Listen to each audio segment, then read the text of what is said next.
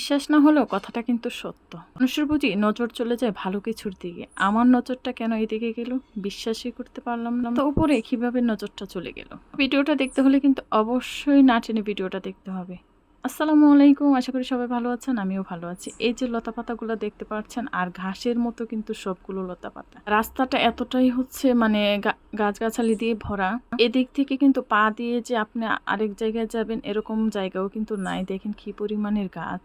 যাই হোক, যেহেতু আজকে প্রচুর বৃষ্টি হয়েছে সেজন্য কিন্তু ঠান্ডা পরিবেশ, একেবারে নিরিবিলি একদম নির্জন পরিবেশ। আজকে সেই ভিডিওটা দেখাবো আপনাদের সাথে, যে ভিডিওটা হচ্ছে খুব সুন্দর সুন্দর গাছপালা আছে। যাই হোক, এখানে আমি এসেছিলাম আর এখানে দেখতেই পাচ্ছেন কত সুন্দর ঘাস। এই ঘাসগুলো কিন্তু মূলত চাষ করা, এগুলো কিন্তু বাজারে বিক্রি করা হয়। এখনো শুনিনি যে ঘাস বিক্রি করা হয়, এখন শুনি যে ঘাস বিক্রি করা হয় এবং চাষ করা হয়। যাই হোক, আমার কাছে দেখতে খুবই সুন্দর লেগেছে, সেজন্য আপনাদের সাথে জিনিসটা শেয়ার করলাম। একেবারে সবুজ কালার, আর দেখতেই পাচ্ছেন পরিবেশটা একবারে সবুজ রং হয়ে আছে আর চারিপাশটা যেন মনোমুগ্ধকর একটা পরিবেশ। আপনাদের কাছে কেমন লেগেছে অবশ্যই কমেন্ট করে জানাবেন। আমার কাছে কিন্তু খুবই ভালো লেগেছে।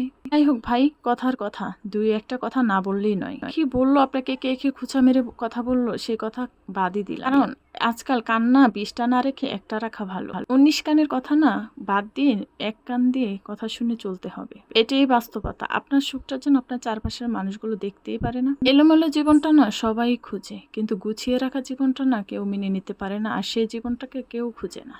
এখন তো জীবনটা আপনার, ঘোরার দায়িত্ব কিন্তু নিজেরই, আর সেই জীবনটাকে সুন্দর করে ঘুরতে হবে। এটাই হচ্ছে ভিডিওর শুরুতেই বলেছিলাম যে আমার নজরটা কেন উপরের দিকে চলে গিয়েছে। বিশ্বাস করবেন না, এই গাছটাতে এত এত প্রচুর পরিমাণে পেঁপে ধরেছে। আপনি দেখতেই পাচ্ছেন এত ছোট ছোট পেঁপে আমি কখনো দেখি নাই, প্রথমেই দেখলাম। আর দেখার পর আমার কাছে খুবই ভালো লেগেছে, সেজন্য ভিডিওটা করেছি।